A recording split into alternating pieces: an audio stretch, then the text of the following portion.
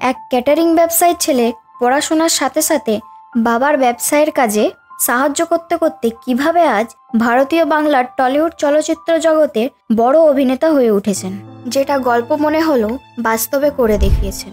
হ্যাঁ, আমি আপনাদের সকলের প্রিয় দীপক অধিকারীর কথা বলছি, যাকে আমরা সবাই দেব নামেই চিনি। তিনি একজন অভিনেতা, গায়ক এবং চিত্রনাট্যকার, যিনি বাংলা চলচ্চিত্রে তার কাজের জন্য পরিচিত।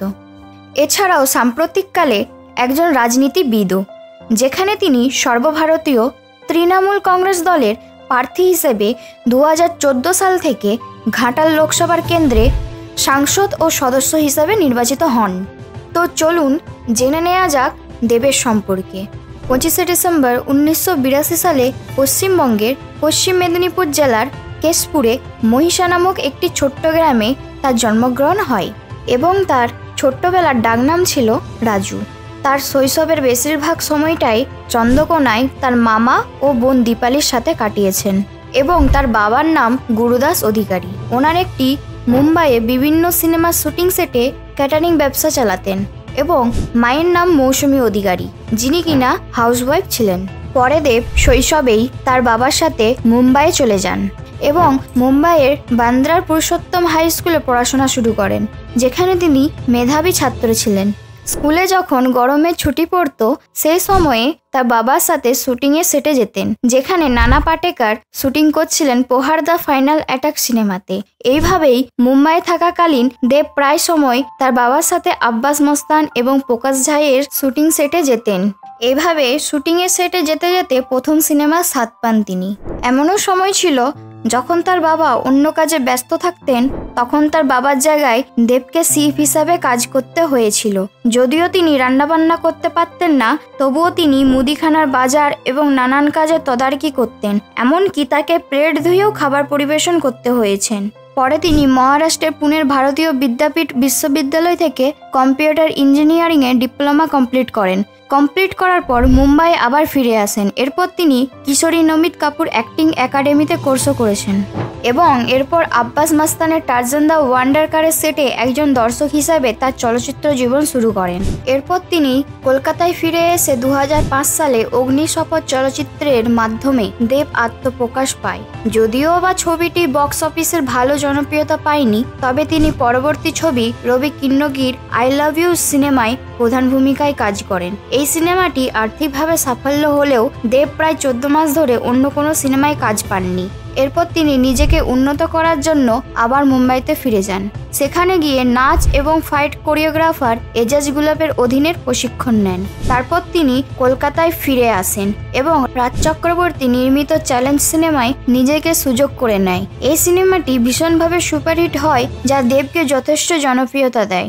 এরপর থেকেই দেবকে পেছন ফিরে তাকাতে হননি। এর সাথে সাথেও দেব অনেকগুলি আইটেম সং গানেও পারফরমেন্স করেছেন। কালাগালি রূপের বিজলি গিরালি বাজু করে কাবু ড্যান্স মারে কোকা বাবু হাই প্রেম কি বুঝিনি আগে তো খুঁজিনি আজ কি হলো সেন্টে ডালি কালি পকেট খালি চুলকে দিলে।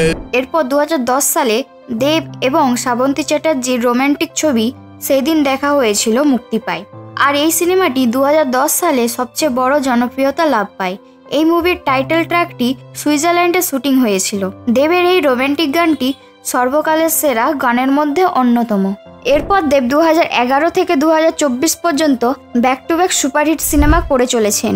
এর মধ্যে অন্যতম হলো চ্যালেঞ্জ, পরাণ যায় জলিয়ারে, দুজনে, লে ছক্কা, পাগলু, পাগলু 2, রংবাজ, খোক্কা 420, চাঁদের পাহাড়, বুনোহাস, জুলফিকার, ককপিট, গোলন্দাজ, কিসমিস, বাঘা যতীন, প্রধান, টেক্কা ইত্যাদি। এর মধ্যে টেক্কা সিনেমাটি এই বছর 2024 দুর্গাপুজোতে মুক্তি পেয়েছে এবং এটিও ভীষণভাবে জনপ্রিয় হয়েছে।